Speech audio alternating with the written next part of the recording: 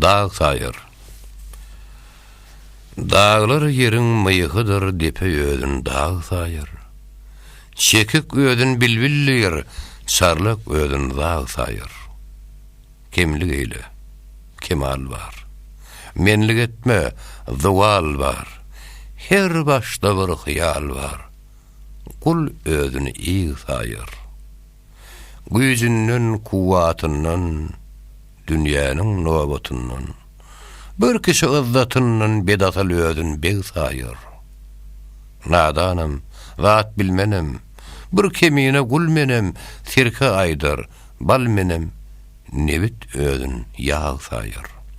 Habar alsan birewden, ödün kim saymaz dögdün, öz yanına bedögdün, eşe ödün yeg sayır.